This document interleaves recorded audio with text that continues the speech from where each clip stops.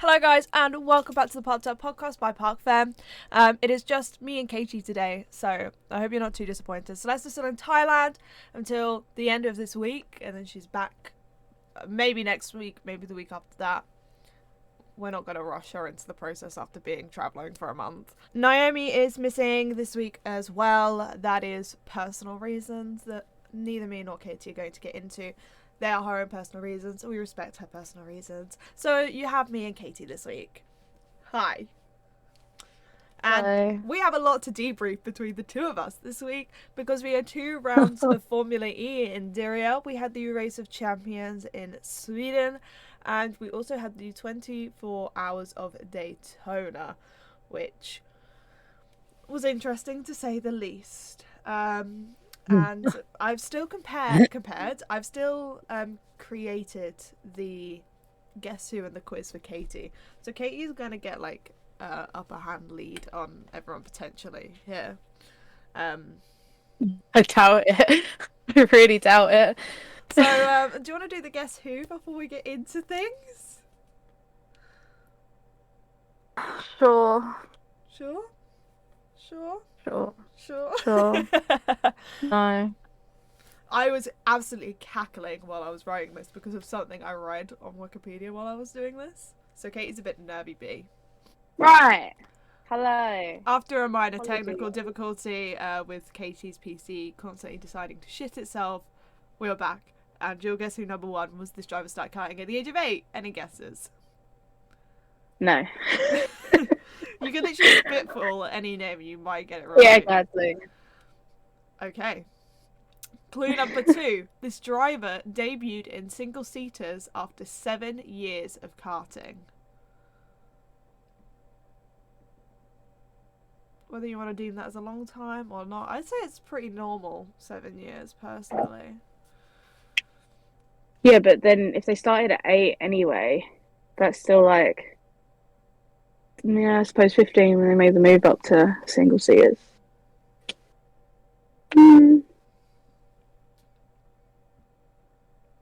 I've got to be something out of the stuff that we've watched. No? Maybe. Fuck's sake. Oh god, it's so much harder when it's just you. Yeah, you don't have the other two giving you hints and tips and, Because all I that. have no clue.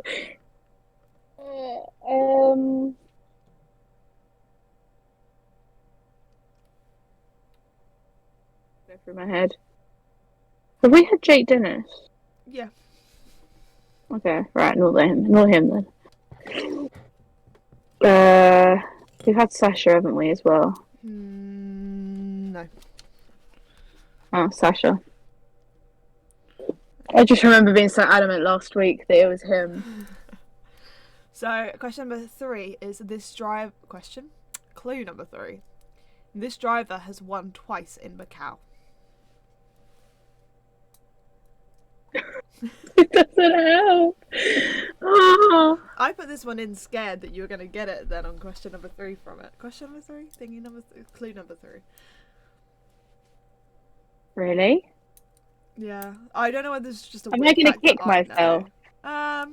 Maybe. It's only because, like, I'm pretty sure, like, most people, when they think of Macau, they think of this person. So, but I don't know whether, like, if you haven't watched Macau a lot, then you might not know. Not really, no.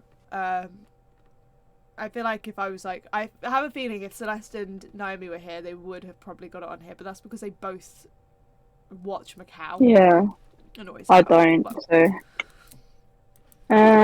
The only clip that I remember from someone talking about Macau was Tictum.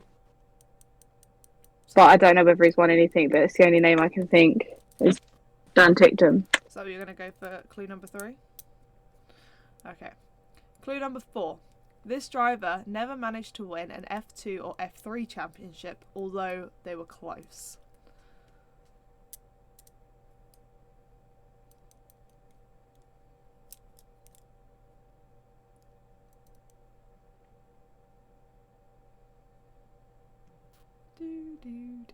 Had Hugh, didn't we?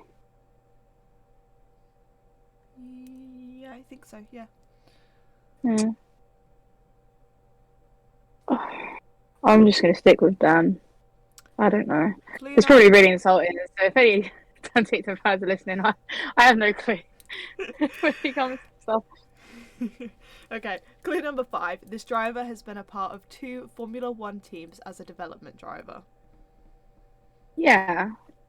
And then number 6, Dan this Foster. driver is very well known, especially for his Twitch streams and having his qualifying ruined by a dog. And cats. And cats. Cats and dogs. Which was it this time? Dog? Cat? Cat. This time it was a cat. Last time it was a dog. Wow, watching one clip of Macau and I got it. Yeah. I watched one clip and it was him. In his 4 years in Macau, so he's done 4 Macau years, he's won 2 of them. And then one of them he DNF'd and the other he finished 13th. That was a very eventful race. But like normally when people go, oh, Macau, they go, Dan ticked him. Yeah. Because like he's very well known for that. It's pretty much his like only real wins in single seaters has been Macau. Yeah. Because he finished vice champion in F3 one of the years, and the highest he got in F2 was 4th. So yeah, the thing I was giggling at was, so this bit on on Wikipedia, it goes personal. Tictum has gained a following of over 12,000 followers on streaming platform Twitch, where he plays Call of Duty. He is well known for his outspoken, blunt, and occasionally discourteous nature, which mostly stands out in interviews and team radio messages, and has earned him a controversial reputation.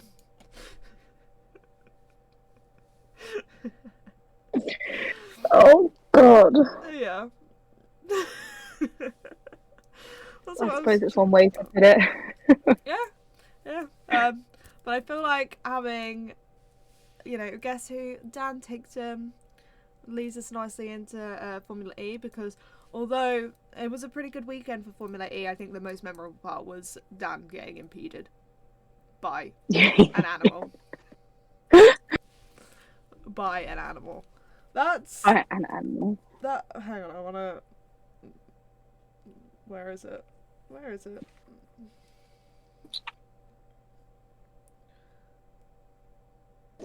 Yeah, impeded by the cat. That's... That must be the most disheartening thing when you're like on an absolute flyer, you're about to get through to the duels, and then what happens? A cat runs out in front of you. Yeah. Not just that, a lot of people I saw on Twitter were like, the cat wasn't even that close to him. I don't know why he's crying. At the end of the day, they're going however many kilometers an hour towards the cat. Yeah. Like, they have to, like, start thinking about braking so much earlier. And, like, evading, like, so much earlier, so that it might seem like an overreaction, but he's got to do that, otherwise you would have been on live TV murdering a cat.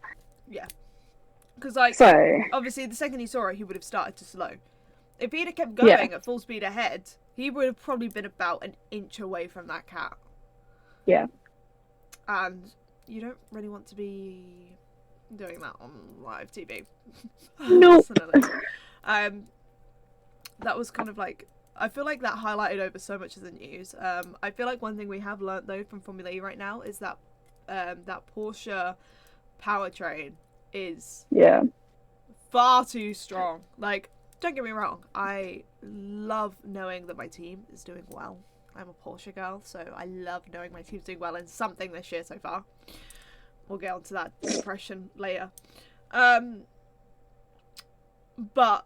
the fact that out of the first 3 races that we've had of the year so far, the 1-2 in every single race has been Jake Dennis and Pascal Wehrlein, is every reason as to why I preferred FE over Formula 1. And that was completely down to the fact that you never knew who was going to win. And you could have Jake Dennis starting down in like 12th, 13th or wherever he started, and he still come second. Which isn't taking away the fact that he's a great driver, because he's a great driver. And he wouldn't be able to put the car where it is if he wasn't a great driver. However, I miss not knowing who might win. It's like F1. Yeah, I think when you look F1, when I just watch like the podium below the podium every time in the race because it's much Yeah. more interesting. Yeah. But I think when you look at the standings, where like they've obviously won between the three of them, come like first and second for it. Literally, but Jake Dennis is in second with like 62 points. The next person is Buemi, fucking hell, in third. He's on 31 points. So second place is already double the points of the next person. Like, Pascal's got 68. Cassidy's in 10th. He's got 10 points. If it's going to go on like that for the rest of the season, there's going to be no point in watching it. Yeah. Like, it's just going to lose its sparkle a little bit in comparison. I loved the fact that when you watched Formula E, you literally, so like we got down to South Korea last year, and it was between two drivers. But before that, when we were the first round in South Korea, there was like 4 drivers it could have been between. And when we were in London, it was between 6 drivers. Yeah. I think that's always been the appeal of like this touring cars for me over F1, because F1 you sort of like, yeah, like you said, you kind of watch the midfield more because the midfield actually has competition between them. And it's like this, like Formula E used to be, going into like the final stages with like 6 people in the chance. Touring cars, we went into the last round, out of 30 rounds, we went into the last round with 3 people that could win the championship. I just think it's more entertaining to watch because the drivers are driving with a purpose as opposed to just driving to get some more points. Yeah. Because it's like, don't get me wrong here, I love Lewis. Every ounce of my being. I love Seb. Their dominance eras, I wasn't a fan of, and that's because I'm not a fan of one personnel dominance the entire way through. I like a little bit of mix. I like not knowing what could happen next. That's why I found the whole of last season I found very, very boring with F1, and that's purely down to the fact that it was just complete max dominance the whole time. And it's like, when, like, I love Lewis, but even when I was watching him in his just being dominant 24/7, I was like, I'm bored. I want excitement. I want drama. I want there to be a fight for that championship title. That's why I really like 2021, because there was a constant fight. Would I have preferred there to be more people involved in that fight than just 2 individuals? Yeah, absolutely. But a fight is a fight at the end of the day. And obviously we are seeing a fight between Pascal and Dennis. However, with Formula E, this time, after 3 rounds, like last year, the year before that, you'd still have about 8 people in contention that you're like, any of these people could win the championship at the end. But also, any of the others on the grid can win the championship. And the fact that it's gone down from like 8 people questioning that to like, oh, it's probably between 2 people for the whole season. It's kind of like... But my thing is how the fact it's like them 2 are doing so well, but their teammates just aren't up there. Like, it's almost like they put a whole package into Berline and Dennis's car, and in just the other 2, they're like, yeah, you're second drivers. Antonio has definitely received... what's it called? Like, he's not had any good luck come on his side. Everything has just gone against him everywhere. Yeah. But it's still, even if you remove that, it's still weird at how much more powerful Pascal's car seems. And that's not like... I think Pascal and Antonio are both incredible drivers. They are 2 of my favourite drivers on the grid. And out of Pascal and Dennis, I am rooting for Pascal. First hand being Porsche, second hand... I think Pascal's absolutely lovely. But Pascal and Antonio are both incredible drivers. Antonio is literally a champion of Formula E. His driving ability is not being shown in that car at all. And as much as I am not the biggest fan of Andre Lotterer, I cannot deny the fact that he is also an incredible driver. He is an insanely talented driver. He would not have the driving CV that he has right now if he was not an insanely talented driver. And obviously Jake Dennis, I also believe, is a very, very talented driver. Jake Dennis has a lot less experience as well. You would think that maybe there would be closer. But the fact that such a long-term talented driver seems to be doing so much less than his kind of newer teammate, also makes you kind of question a little bit. Obviously, there's nothing to deny that. We've seen that rookies can come in. Well, Jay Dennis isn't a rookie, but a younger, newer driver can come in and do better than a champion-winning driver. Fernando Alonso, Lewis Hamilton, prime example of that. But it, you know, Lewis and Alonso were still very, very close, and it just seems like Jake and Andre are just not that close. And it does make you question what is in Jake and Pascal's cars for them to be going so much quicker than their teammates and also the rest of the grid. Yeah, I still remember texting. I was very bitter. I was bitter because I was like, it's happening again. It's going to be like an 8-second lead, and it's just going to be boring. So I messaged and I was like, this is when like the Porsche powertrain do a Ferrari 2019 with an illegal powertrain, which would be interesting. I think that would be very scandalous. It'd be very scandalous. I think it'd be one of the biggest scandals we've seen in Yeah. Because it's like when I think scandals Formula E, things like that never have come to brain. Come to mind. Come to brain. Because the whole thing is that they have like a standard, like they all have a standard car, and then they obviously add their own bits. So you don't really get very many scandals to do with the car. Yeah. So I think if something, like it did turn out that something in the car was illegal, I think it'd cause a lot of shit. A whole lot of shit. It would definitely have to be to do with the powertrain, though, for it to be the two Porsche-powered... Yeah. Well, the four Porsche-powered to be the cars, Porsche, yeah. The two Porsche-powered teams. Yeah. Drama. Something smells a bit suspicious. We be suspicious. We be suspicious. Yeah, we saw Jake Hughes put it on pole as well. Can't forget that. Jakey Hughes put it his first on his third race in Formula E, put it on pole.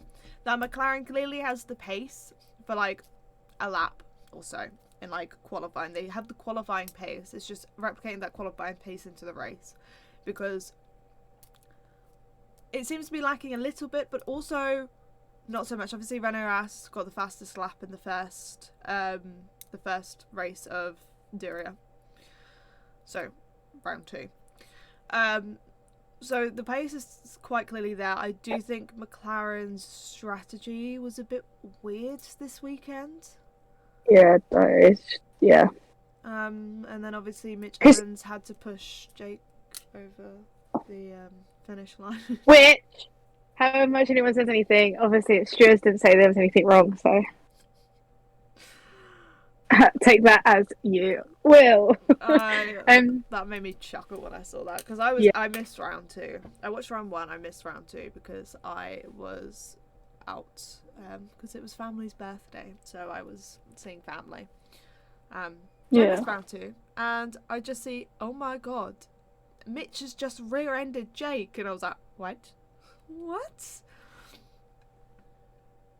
Yeah, when you're in a crew chat with people who like Evans and you're sat here as a JQ fan going, he didn't do anything wrong. He didn't do anything wrong. Yeah. I love so many of them drivers, and it just becomes painful. I think obviously it was shit that like the McLaren strategy obviously didn't take into account the extra lap. That's the only thing that I can think of sort of defending McLaren, is that they didn't think they were going to get the extra lap. So they told Hughes to push, and then obviously he pushed, didn't have enough time to regen, and then the car just went thingy. But I do think when you watch the video, Mitch did have quite a lot of room and some sort of time to sort of make an evasive move. Do you get what I mean? Like when they're coming around the corner initially, he's not pinned in. By the time they get to the line, he is pinned in because Buemi took the chance and went for it. But I think that's why there sort of hasn't been a decision by the stewards, because as much as it was Jake's fault that he ran out of power, I think Mitch could have evaded. That makes sense. Situation, yeah.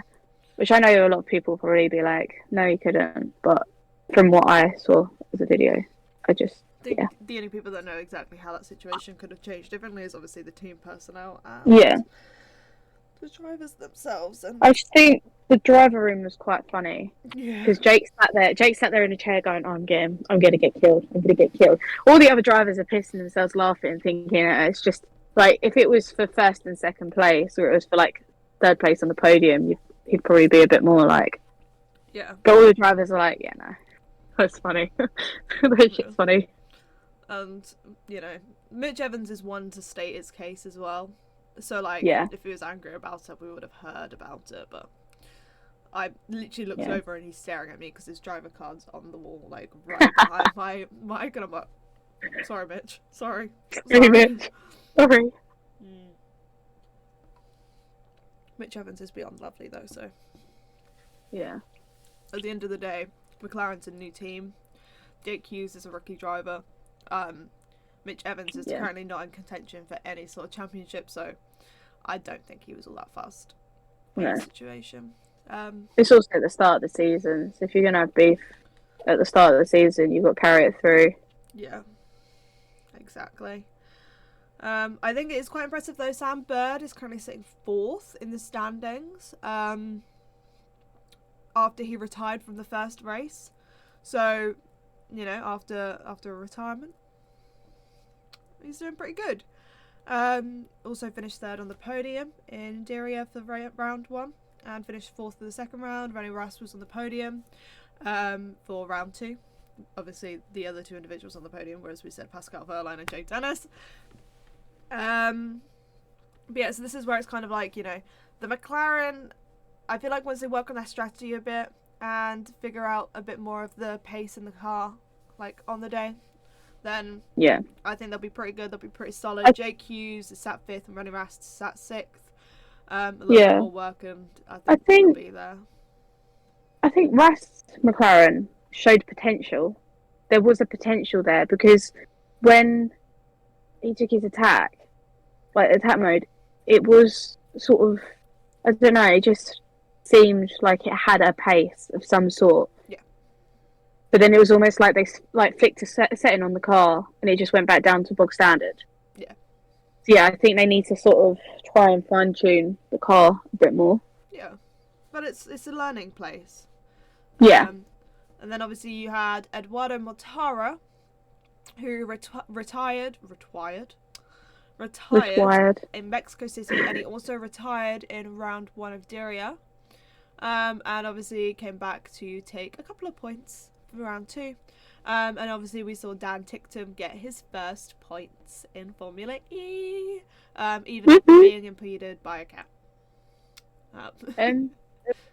One thing yeah, I remember thinking, so it wasn't a good day for Mr. Van Dorn. Nothing's ever been a good day for Mr. Van Dorn. No, but it was a lot worse. So the dude's already like knocked down, like he's way out of contention for even points. No, it comes up on the little bit from the FIA stewards that he is getting investigated for improper use of attack mode. Right? After the race, it pops up. They agree he improperly used his attack mode. He got a drive-through penalty, which was then converted into a time-second penalty. He got 24-second time penalty. How do you misuse bloody attack mode? You just drive off onto the attack mode and call it a day? I don't think he used all of it. I think he only used I don't know. I don't remember seeing him use his full attack mode. I think because of the safety car, but surely they still had laps after the safety car. So if you knew that you were gonna, I don't know. I can have a look, but it was just very sort of. It just popped up, and I was like, no. "Oh, hang on, found it." If my Wi-Fi decides it wants to, work. 10 minutes later. Yeah. So he was set for points finish. Apparently it was a problem with his dashboard.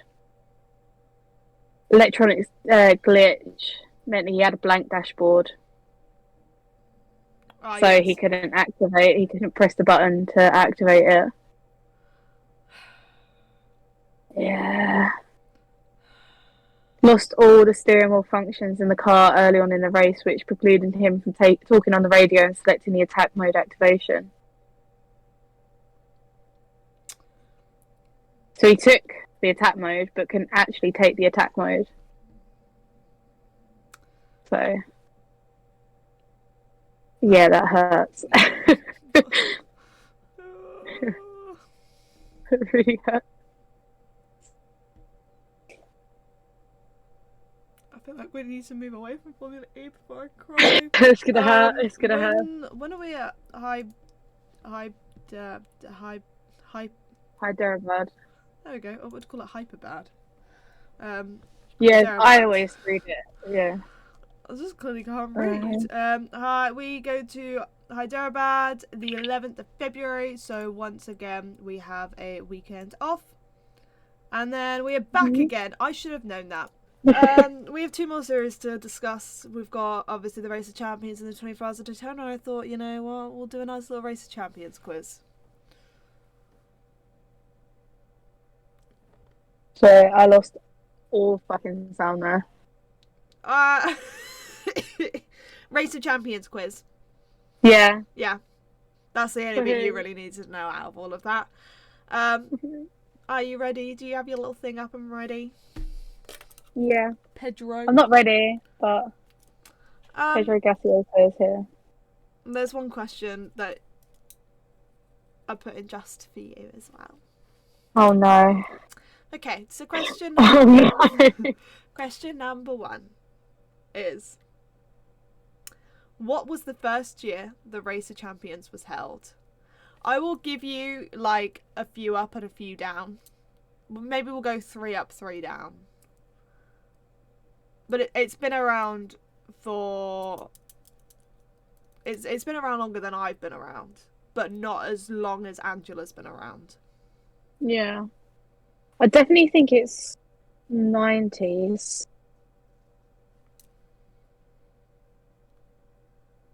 Definitely think it's 90s.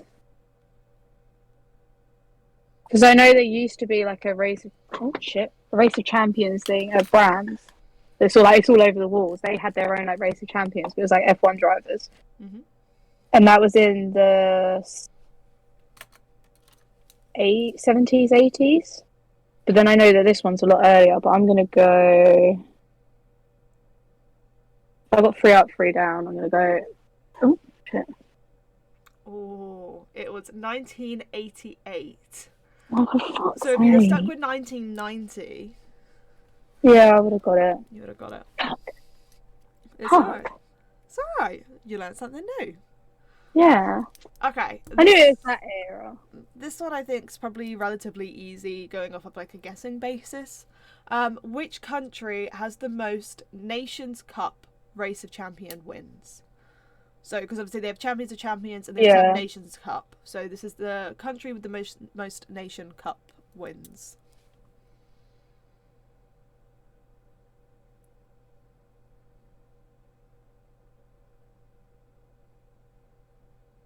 I'm between 3. What 3 are you between? Germany, Norway, and Sweden.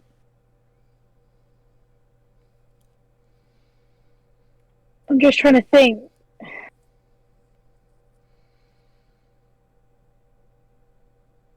I'm between Germany and Norway. But I'm going to go this one, and I know for a fact now that I've guessed this one, that it's going to be... Oh, it's probably not even going to be that between either of them two, but... You're correct, it's Germany! Yeah!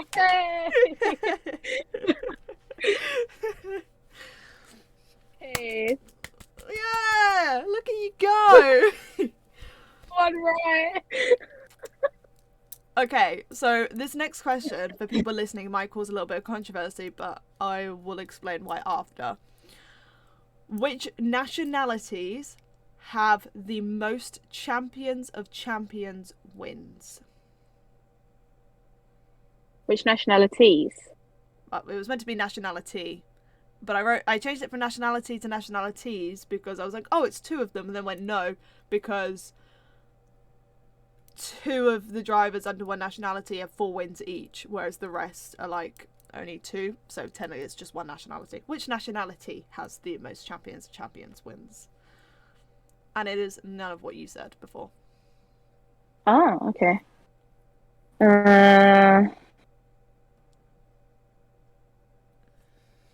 Yeah, because I know. Chelly's texting me. Oh no, she's just reacting to what I said. Oh, you were bang on. It is in fact France.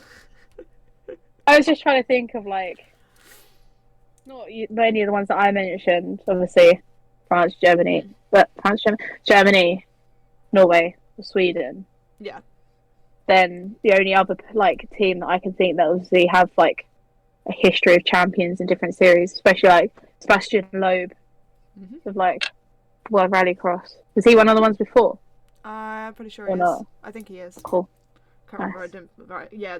France have had 5 drivers, and between those 5 drivers, they've had 11 wins. The reason I originally wrote nationalities is because Finland have also had 5 drivers. Yeah. However, 2 of the French drivers both have 4 wins each, and then the other 3 have 1 win each. Whereas with Finland, I think 2 of them have 2 wins each, and then the rest have 1. So cool. Yeah. That's if anyone wants to start drama. Okay, so this is the one where I said earlier I don't know if my geography's gonna fuck me over here. Okay. I don't like this. I'm going off of what Google tells me geographically here. Between 1992 and 2003, Race of Champions competed at which Spanish island? Spanish island. Oh god, because it could either be the Balearics or the Canaries.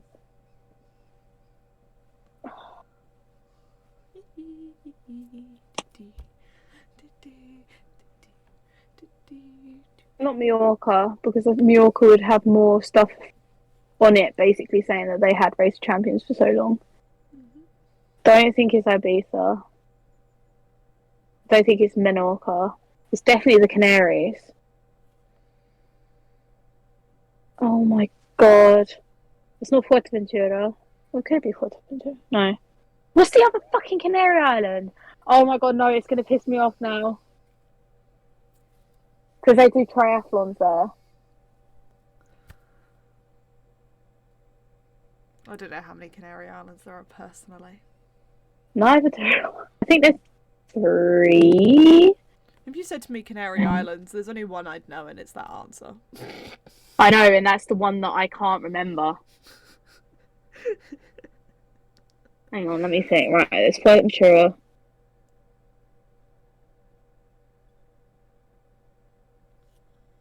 Oh, is this the one I wanted to go to? It's known for its black lava and white sand beaches. Wow. Yeah. If it is Fuerteventura, I'm actually going to cry. But I think it's Tenerife. It is Gran Canaria. Gran Canaria, is that the other island? I'm assuming so. Gran Canaria is one of Spain's Canary Islands of northwestern Africa. Oh. If you said Canary Islands, the only thing I'd be able to say is Gran Canaria because it's in the name. Yeah, no, there's in the Canary Islands they've got like a few, but it's Tenerife, Lanzarote, Gran Canaria, Fuerteventura. Nice. But they've all got. When you said about black beaches and volcanoes, they've all got black beaches and volcanoes. White beaches and black lava. Oh, okay. Sorry. That's why I didn't get it. Okay. Question number 5 is: how many Nations Cups did Michael Schumacher and Sebastian Vettel win together?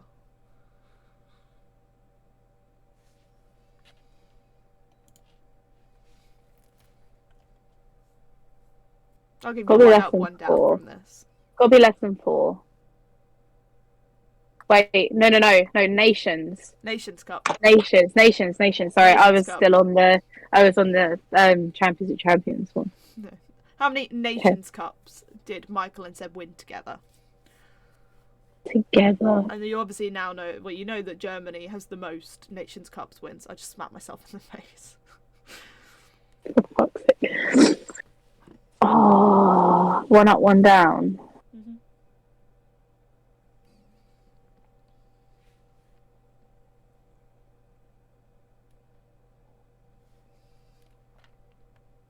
I'm gonna go with the fact that I'm gonna miss having this number on the grid. Fucking hell, why can't I actually write the number properly? It is in fact 6, but because I'm giving you one up, one down, you get it right. Thank you. They have 6. See, I was like, whenever I'm unsure, I'm gonna go 4, but then I was like, no, so I'll go 5, because then it could be 4, but then it could be 6. Yeah. Cool. Okay. Sorted. And question number 6, before the bonus question. Have England ever won a Nations Cup? And if you can...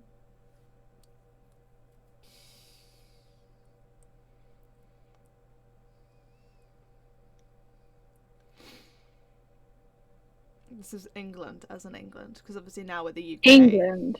Yeah, now we're the UK. Because obviously England and Scotland both used to compete separately in the Race of Champions, and now we're the UK. See, I'm thinking, bearing in mind it goes back to like 88.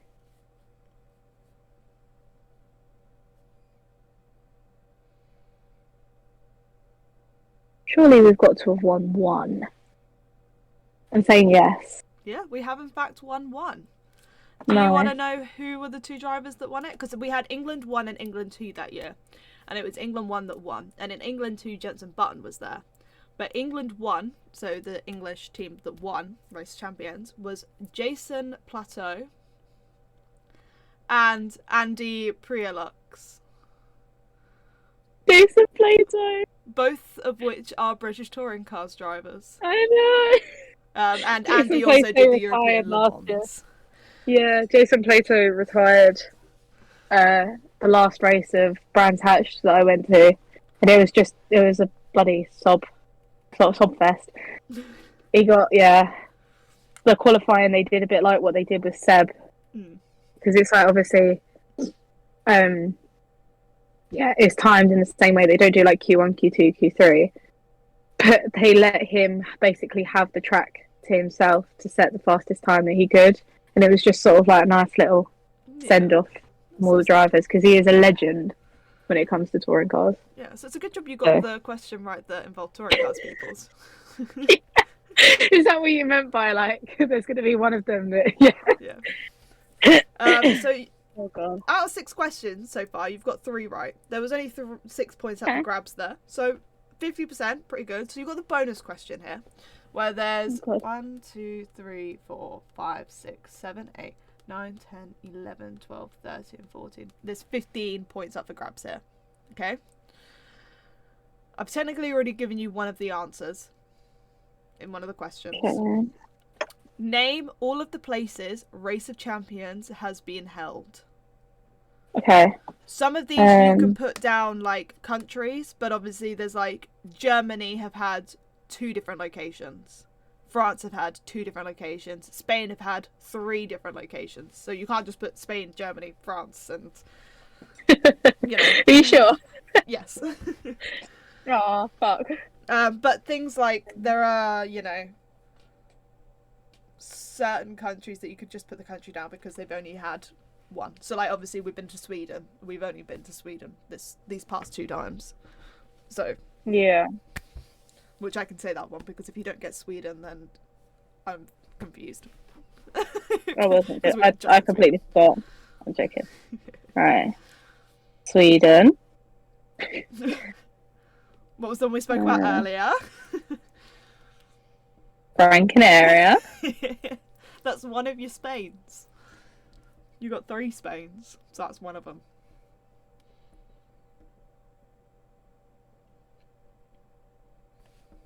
I think I'm gonna get the Spanish ones Interesting. because I feel like if I don't get the Spanish ones, then can I really call myself Spanish? No. No, exactly. You will have to retire. Yeah, exactly. My handwriting is atrocious, by the way, but where it's only me, I feel like I can list the stuff to you. I'll read it.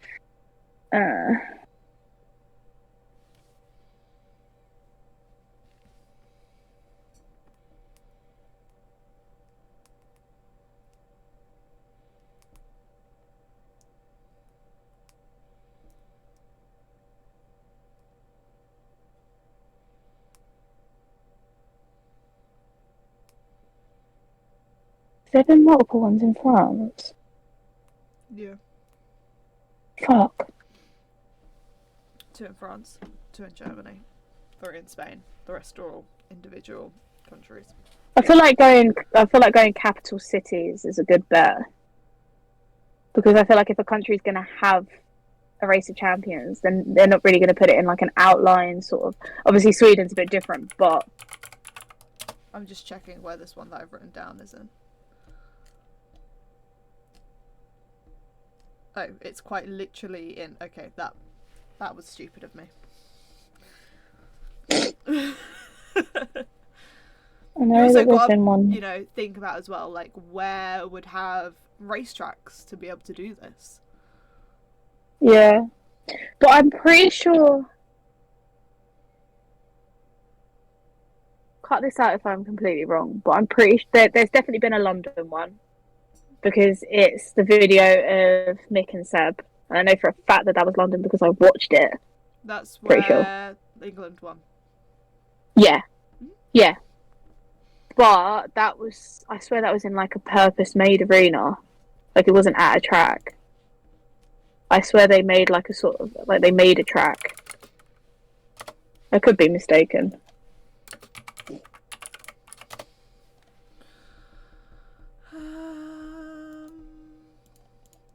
was 2007, 2008.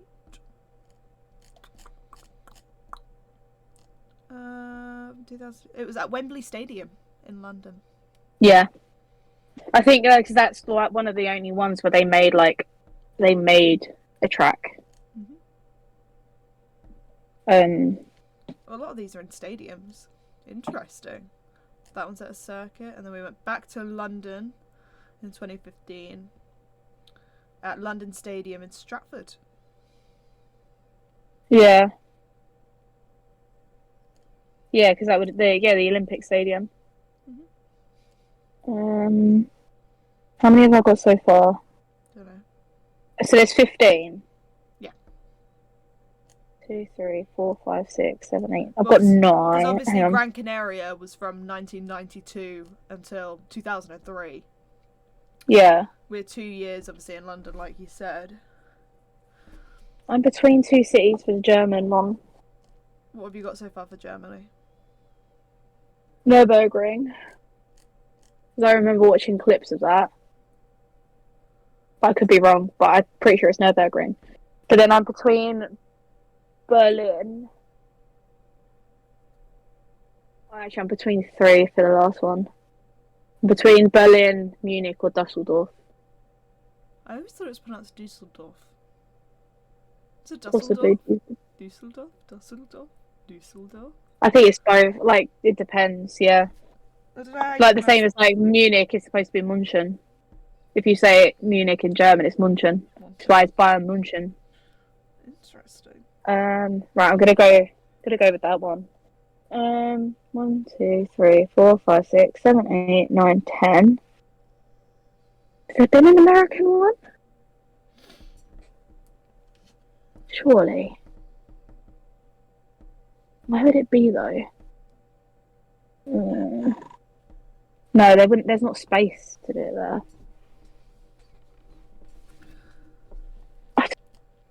I don't know.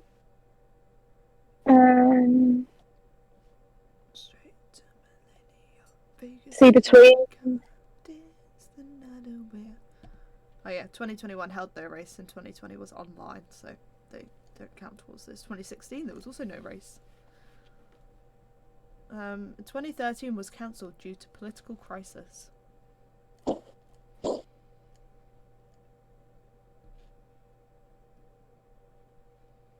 Oh, hang on. Is that one?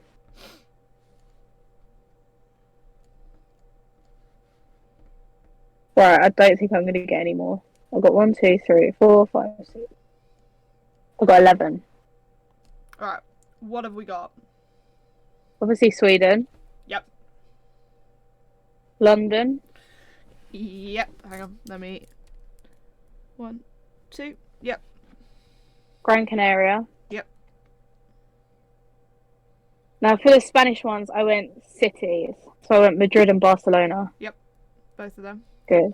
Okay, because the only other place I could think would be around where we're going on holiday, because they seem like it seems like very thingy, like down Andalusia. But Nurburgring. Yep. And the other German, I did tic tac toe. Not, yeah, no. Yeah, tic tac toe, and I got Dusseldorf. Yep, Düsseldorf, correct. Fuck yeah, boy. France, I only got one, and I put Paris. No. You had Mothlery, which is in northern France. It's about 16.2 miles from Paris.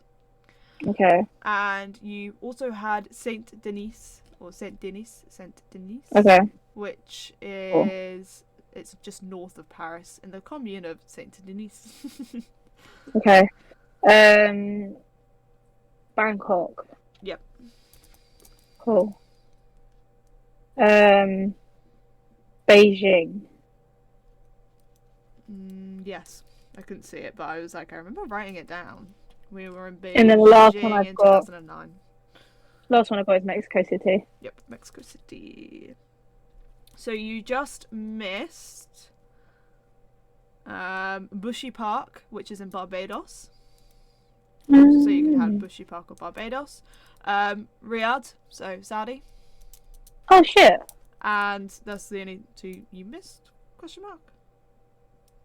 Yeah, Hello. because then you missed the two French ones that we already went over. So Montpellier and Saint Denis. And cool. Did you say America in the end? No. No, you also missed Miami. Oh fuck. I was gonna say New York, but then I was like, there's nowhere really in New York for there to be space for them to do shit. So. Yeah, have I lied here? Oh yeah, we went to Miami in 2017, and it was won by Juan Pablo Montoya.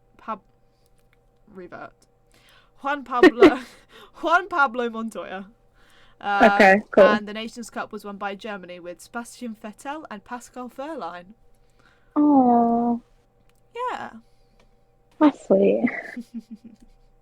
I'm quite impressed. No, I'm really impressed. Thank you. I think it's where I don't have the pressure of the other two. Yeah, the stress of the other two. Yeah, because there you accumulated 13 points, which isn't bad at all. Seeing as there was 15 up for grabs there and 6 up for grabs in the main one. 13's not bad. I'll take that. Take it. Take it. I'll take it. So, obviously, that leads us into Race of Champions. Race of Champions, emotional weekend. Once again, I didn't get to watch any of it because of work. I just tried to keep up with it as much as possible. We had a very interesting weekend, a very emotional weekend as well, with the Race of Champions. Matthias Ekstrom. Yeah. Nice. Yep. Won the Race of Champions. Mick Schumacher finished runner-up. Me and Katie were just discussing this off of camera. But obviously, Matthias Ekstrom also beat Michael Schumacher when Michael Schumacher was racing in the Race of Champions, and it was a very, I don't know, like a really emotional thing to, see. And we're just talking about their little, what's it called, video where Matthias was carrying Michael around on his back in the day, and now he's doing it with Mick. And his interview after was so sweet that he was like, there's no one he was else I'd choking up the entire time. Yeah, he was like, there's no one else I'd rather be up here with. Yeah, it was just pulled at your heartstrings, and then Rage more depressed than if you already are. Didn't he say something along the lines where it was like, you may not be an F1, but you're It was, yeah, runner-up champion of champions, yeah. something like that. It was very emotional. When they finished the race, like they did like their initial interviews, he got so choked up because he was going. It was like it just feels like I've gone back in time. Like it feels like only yesterday I was racing Michael. He said, and the fact that now like I'm racing Mick, he was like, "There's no one else I rather would have been like in the final with. No one else I could think like to carry on the legacy." And Mick stood there just like, "Oh God." It says a lot about you as a person when your legacy continues to live on so strongly that everybody loves your son because of the person you were as well, and Yeah. the person you raised. And Michael and Mick are both not only such wonderful drivers but wonderful people, and Yeah. it's just, I don't know, it's so nice to just see. I don't know. It hurts. It does. It's just, I'm actually, when the Mick announcement was first made that he wasn't going to be in F1, I had my own reasons to be angry about the situation, which are reasons I cannot publicly disclose online. Yeah. And I think because at the time I was already aware of what was occurring, and I was almost angry at the entire situation. I was angry at Mick not being there. I was angry at other things regarding it. So I don't think the sadness kind of ever sank in of it. And now, especially after this weekend, I'm just so sad that, I was so happy when he got signed with Mercedes, and I think that's a great move for him. Toto Wolff does a lot for younger drivers. You've just got to see it where George is, and obviously with Esteban Ocon, he made sure Esteban had a seat. He didn't care if it was with Mercedes or not. He wanted that driver to have a seat. Same with Nick de Vries. He didn't care where Nick went to. He wanted Nick to have that F1 seat. And, it's just, even with Valtteri Bottas, when, Toto refused to let Valtteri go until he knew that Valtteri had an F1 seat secured. Yeah. Like, he cares a lot for the drivers. You just have to see the way he is with Kimi Antonelli. Yeah. And that boy is a second son to him. Yeah. And I just think he can only do good, really, for Mick and his career. And so it made me sad when I saw that. And then this weekend just made me really emotional because, like, Mick is without a seat completely for next season in anything. Like, he's not racing in anything as far as anyone's aware. It's just, I don't know, it's just like, I don't know, just emotional. Just emotional. And then obviously we had the Nations Cup, which was won by Norway with the Solberg. Tessa and Oliver. No, yeah, father-son. Oh, yeah. Yeah, father-son. In my head I was about to say brothers, and I was like, yeah, the Solberg father-son duo, Petter Solberg, Olivier Solberg as well. That's back-to-back wins for them too. They're both incredible. We love them over here at Parc'd. Yeah, I think the bit that got me the most is obviously my dad watches rally cars, so he brought me up watching Petter Solberg. And then obviously Oliver Solberg came along and everyone's like, oh, it's like the whole, like, the legacy name sort of in rallycross. And then everyone was going, oh, is he going to live up to his dad's expectation? And I think it just kind of solidified him as a driver, the fact that he beat his dad in the final. So they made them two go head to head and he beat his dad, and it was like a convincing win. Yeah. And it was just the fact that Pedro was so happy. There wasn't any sort of, like, obviously you wouldn't expect it, but there are some father-son duos in some racing series that aren't the exact closest. Yeah. But yeah, no, he was genuinely so happy. Yeah, I just love seeing them two just Yeah. together. There's just something so nice and comforting about a father and son competing together for their country. Yeah. Focus. I was like, you got very close.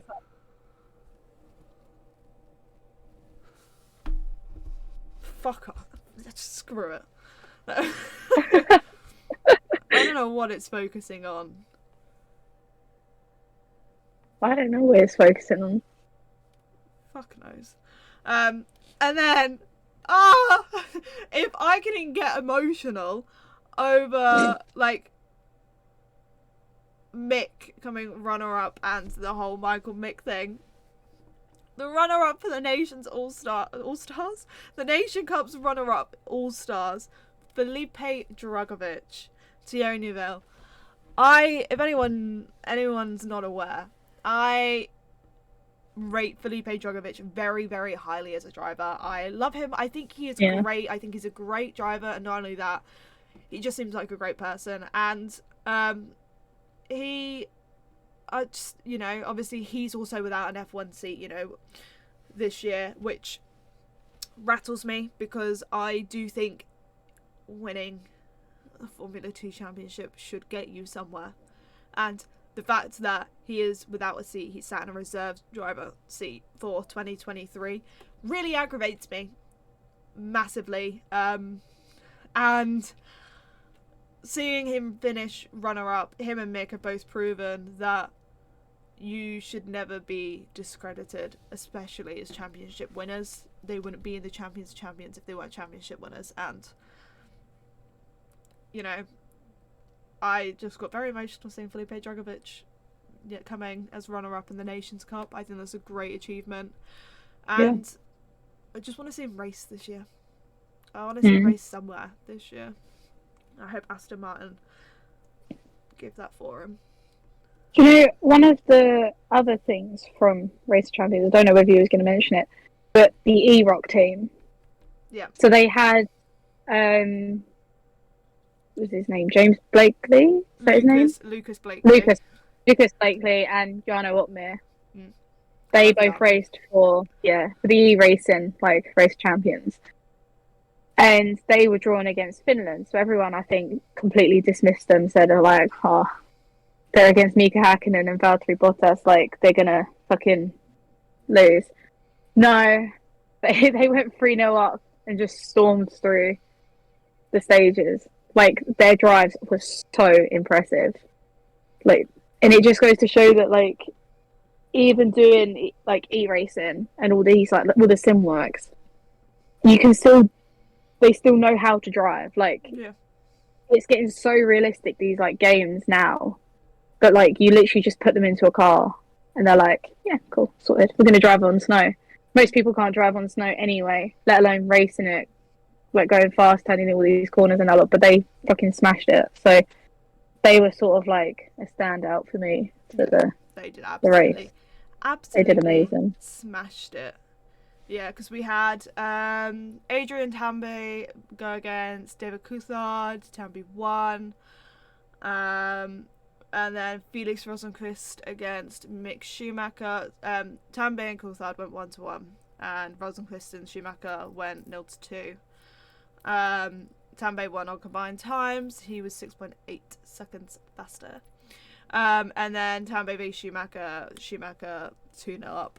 That was for preliminaries. With the main draw, you had Drugovich v Hakkinen.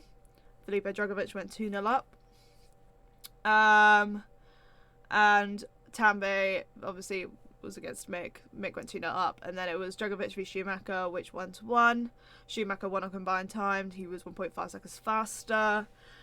You had Valtteri Bottas v Tom Christensen. Christensen went 2-0 up on Bottas. I've just disconnected my headphones. That was a smart idea from me. And Sebastian Vettel went against Jamie Chadwick, who went 2-0 up. And Christensen v Vettel went into the quarterfinals, where Vettel won 2-0 up. Which meant Mick Schumacher went against Sebastian Vettel in the semi-finals. And Mick Schumacher actually went 2-0 up on Sebastian Vettel. With the other side of things, you had Sebastian Loeb and Thierry Neuville 1-1. Neuville won with 0.04 seconds faster. And you had Peter Solberg and Olivier Solberg. Oliver. Yeah, Oliver. Sorry, Oliver. Yep. It's because, yes, they were discussing French pronunciations. Now I keep saying everything in a French pronunciation. Yeah. Oliver went 2-0 up on his father, so Thierry and Oliver went 1-1. Neuville won on that by being 9.5 seconds faster. And you had Johan Kristoffersen v Tenafust, which was 2-0 to Johan. And Travis Pastrana against Matthias Ekstrom. Obviously, Matthias went 2-0 up. Johan and Matthias went 2-0 up. And then you had, obviously, Thierry v Matthias. And Matthias went 2-0 up. So the final was then, obviously, Mick and Matthias won 2-0. 2-0. I might have just accidentally footballified that. That was with your. That's how, you know, your champions of champions was sorted. Fun times. Fun times. I don't think there's really much else apart from Race Champions. Just a really fun weekend, really. Yeah, the funner part of the weekend, because then we had the 24 hours of Daytona. Do we want to discuss the negatives first? If you don't know what the 24 hours of Daytona is, by the way, guys, it's a 24-hour race in Daytona. Put 2 and 2 together. It is made up of five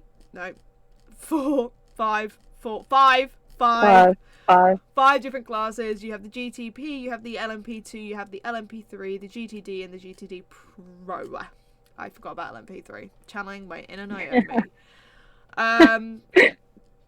So, I feel like if we run through the DNFs, we had quite a few DNFs. We had Winward Racing in the GTD, car number 57. They had accident damage, so they DNF'd. The Porsche Penske Motorsport, car number 6, DNF'd from the GTP for gearbox failure. Typical. Car I was rooting for. Always the case. And then you had the AF Corsa DNF from the GTD. Sorry, she's You're so excited about that. If the Porsche DNFs and the Ferrari has to DNF. Sorry. That was due to an accident. High Class Racing for the LMP2, car number 20 DNF'd from an accident. Turner Motorsport from the GTD Pro, car number 95 DNF from power steering failure. Fast MD Racing, the LMP3, car number 87 DNF from mechanical issues. Era Motorsport, LMP2, car number 18 DNF from engine problems. Andretti Autosport from LMP3, car number 36 DNF from mechanical problems. MRS GT Racing from the LMP3, car number 43, fire. That's what it says. Just fire. NTE Sport from GTD, car number 42, DNF from oil tank problems. RSI Competizione from the GTD Pro, car number 62, DNF from floor damage. Kelly Moss with Riley from GTD 92, DNF from fire. The TDS Racing LMP2, car number 11, DNF from accident damage. The Sun Energy 1 Racing GTD, car 75, DNF from cooling problems. Riley Motorsports LMP3, car 74, DNF from engine problems. And Cesar Racing from the GTD, car number 47, was floor damage. And where is the other Porsche? No, we finished the race, didn't we? Yeah.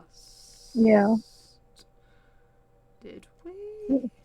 We did. I think so. We finished 14th in the end, 34 laps down. Jesus Christ. Yeah. There were a lot of issues. Now the negatives are out of the way, and we never have to talk about the Porsche number 60 and everything again until Celeste is back next week and decides to bring it up. congratulations to Maya Shank Racing, Tom Blomqvist, Colin Braun, Helio Castroveres, and Simon Pagenaud. The Acura, they won in the GTP, and they obviously won the entirety of the 24 hours of Daytona, car number 60. And the other Acura of Wayne Taylor Racing with Andretti Autosport, with Felipe Albuquerque, Louis Delta, Brendan Hartley, and Ricky Taylor came second. So it was an Acura 1-2. And then the Cadillac finished P3 with Sebastian Boudoir, Scott Dixon, and Renger van der Zande. Glad the Dutch is not here to yell at me for that. And you know what? That wasn't the most exciting part. The GTPs. Oh god, yeah. The LMP2. Holy. Yeah.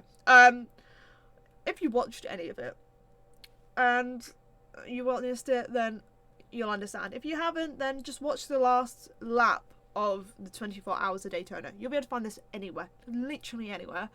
After a 24-hour race, it literally came down to Proton Competition and CrowdStrike Racing for this LMP2 win. So in their class, they were fighting for this LMP2 win. The CrowdStrike Racing was ahead as we were coming down to this last corner. The Proton Competition managed to get side by side and were ahead by a 0.016 of a second. They quite literally won it on the line. It was insane. On the fucking line. James Allen, Gianmaria Bruni, Francesco Pizzi, and Fred Pordad were in that car. That's all we have to say on that car. Don't mention it. Don't mention it. No. I just love FIA Formula 3.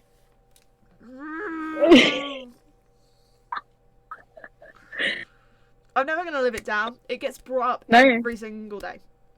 Every day. You never. Like, Never going to live it down. For anyone that doesn't know, I work as a part of the social team at Feeder Series, so we cover a lot of Feeder Series, and I remember when Francesco Pizzi was announced that he was going to be racing in this LMP2 car, right? So I was like, I'm going to keep an eye on Francesco Pizzi, because he's 18 years old, he races in the, I believe it's the SF1000 at the moment. Don't kill me if you see this, anyone from Feeder Series, my memory is horrific. But last year he competed in the FIA Formula 3 Championship, and it was his rookie year in the FIA Formula 3 Championship. For him to be in a car that wins the LMP2 class at the 24 Hours of Daytona is an insane achievement, especially as a Formula 3 driver. You go out there and win it. In my excitement, I made a tweet. I forgot to put the word driver, so I essentially tweeted that FIA Formula 3 won the LMP2 class at the 24 Hours of Daytona. No one will let me live this down. I go into the work group chat and I just see FIA Formula 3. And I'm like, guys, let me live this down. For once. It is embarrassing. No, you can't live it down. The most disappointing thing from the weekend is that the AF Corsa and the LMP2 actually finished third in their class. It sucks that Celeste's not here to talk about it. Yay! Yeah. You're having so much fun. She's not here to ridicule me. Both the Porsches had a shitstorm. Okay? And once the two Porsches had a shitstorm, I was like, we're going to have to go to route number 3. And that was Tom Blom. Tom Blom. In my defense, we won, realistically. Tom Blom won, so I win. I was also in the LMP2 class for Tower Motorsport with Scott McLaughlin and USF Newgard. But Katie jinxed that, so... I jinxed it. I'm sorry. Jeez. Oh, sorry. Yeah, I have a thing for orange cars. Right, McLaren. Yeah, people don't like the livery, but that's my little orange car. I saw an orange car on track. I'm like, yep, that's it. That's my one.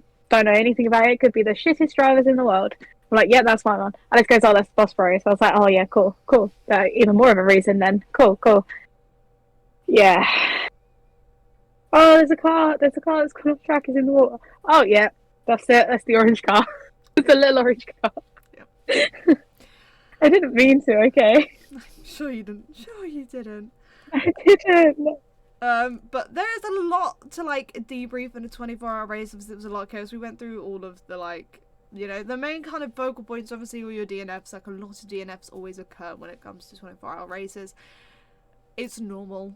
It happens. It's not the best thing in the world because that must be the most disheartening thing in the world, but it happens. Yeah, we covered over your winners. It's really difficult to just like really explain what occurred in the race without going into every in-depth bit about every single car failure and when it occurred. Yeah, you just had obviously Tom Blom in that number 60 took the lead originally and ended up obviously regaining that lead. Louis Deladar was pretty much a force to be reckoned with when he was in the car. He took that car from 4th to 1st during his first stint in the car. So they were very, very close to winning. It was a very close battle between the two Acuras for that top position. The Porsches hitting the fan really helped benefit them there. Sadly. Trauma. It's okay. I have the Porsches in Formula E doing well at the moment. So that's all good with me. It's all good with me. Alright for some. However, though, that Porsche, even Celeste did say to me that Porsche looks quick. And it does. Yeah. It looks very, very quick. And if they keep that up through WEC and Elms and the rest of IMSA, Ferrari are in for a struggle. And even she admitted she's now a little bit worried because she was all Billy Big Bollocks about how Ferrari are going to absolutely dominate Porsche. We always dominate Porsche. Hypercar series, we're going to absolutely destroy them. Ha ha ha. And then she watched the 24 Hours of Daytona and was like, shit, the Porsche looks really good. I was like, the Porsche does look really good. I know. So she's a bit worried now. She'll come back next week and say that she's not worried. I'm not worried. Yeah. I don't care. I think that's all to really cover across the 24 Hours of Daytona without creating a 24-hour podcast discussing all things 24 Hours of Daytona.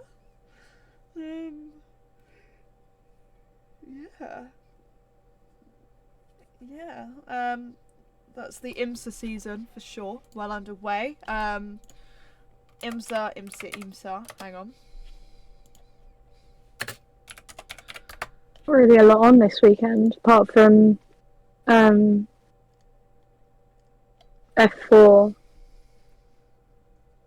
Yeah, we got an empty weekend for once. That's crazy. Yeah. It's good for us, because we're not out. Yeah. We're not out. We're not here. We're home. Not home. No, we're out. No. We're out. Yeah, if you are interested in, if the Rolex 24 at Daytona was the first ever IMSA race you've ever watched, or your first taste of endurance racing and you wanted to watch more IMSA in the future, the next is the 12 Hours of Sebring.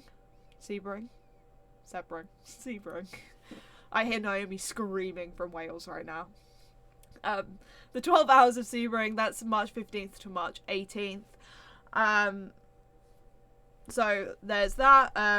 Obviously we have nothing on this weekend. Formula E is the following weekend. We do have, so we're filming this on the 31st. Do you know what today is, Katie? F1 car launch days. Well, actually it's a livery launch. Livery launch from Haas. Haas, yes. IndyCar obviously in the process of releasing all their liveries for next season. I'm not one to speak on IndyCar because I'm only getting into it properly this year, so I don't know much. May not be in an IndyCar, but there is one IndyCar livery that was fucking stunning. The green and the black. Oh yeah, it's been announced now. Yeah. It's so cute. I know, that's the only reason why I mention it, because I've seen it on It's Twitter. so gorgeous. It's stunning. Oh, that bloody gorgeous car. Fucking love a black car. And if Mercedes, this is for you. If you are teasing me,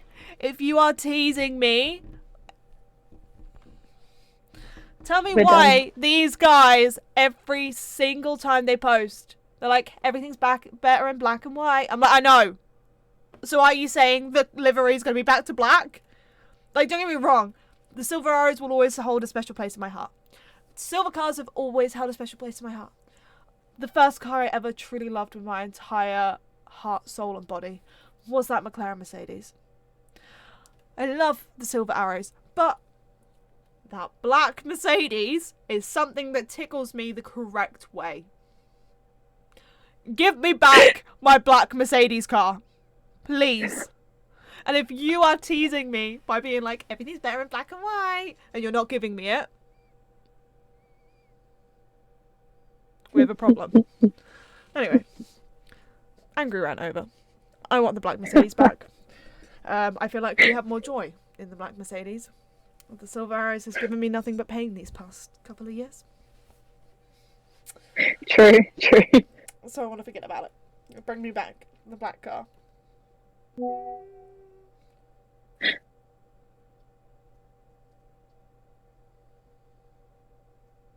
Sorry. Anyway. So, I don't think we have anything else to cover. No, I don't think so. Nice. Cool. So, thank you guys for joining me and Kay this week. Hopefully, both the girly pots will be back next week. Might just be me and Kay. Might be me and Naomi. Might be me, Katie, and Celeste. Might be all four of us. I don't know. That's a surprise for next week. No one comment on the state of my hair because I'm aware my roots are growing through. But I'm going on holiday soon, so I need to have it done for holiday and not just for everyday inconveniences. That means that in a couple of podcast episodes' time, you're going to get a full four of us in real life one. If you guys also have any videos you want to see us do while we're all together, because it'll be the first time all four of us are together for the first time in a long while. It'll be the first time since we started Parc'd that we'll be all together. And it'll be probably the only time until we're in France in the June. So if there's any videos you want to see, I'll be seeing Celeste and Katie in between then and stuff like that. But with Naomi being at uni and stuff, it's just very difficult for us to all arrange all being together. But if there's any videos you want to see of all four of us together, please let us know. We've started coming up with a couple of ideas, and we're going to continue to come up with a couple of ideas. But yeah, if you've got anything, let us know. Thank you guys for listening. If you're watching on YouTube, make sure you give it a thumbs up. Let us know how you did on the quiz and the Guess Who. If you are listening on Spotify, Google, or Apple, make sure you give us a 5-star rating. Just to be kind, because we spread kindness here. And yeah, thank you guys for watching. Love to every single one of you, and we'll see you guys next week. Ciao bella. Ciao bella. Ciao bella.